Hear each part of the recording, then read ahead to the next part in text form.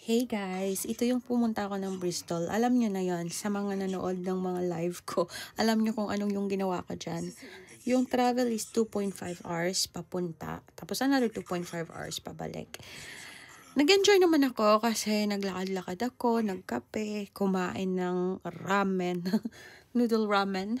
Tapos, first time ko yan kasi magpunta dyan sa Bristol. So, parang okay lang naman.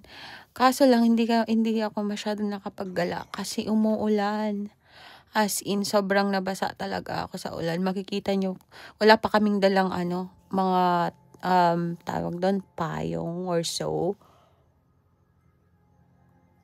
Kaya yung parang, naglakad ako dyan, parang yung jacket ko, yung coat ko na yan, nilagay ko na lang sa ulo ko kasi as in sobrang drenched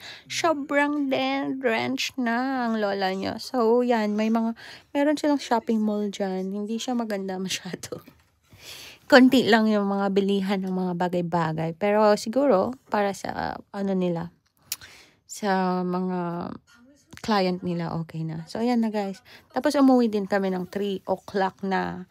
Ayan, pabalik na. 5 na kami nakarating ng bahay.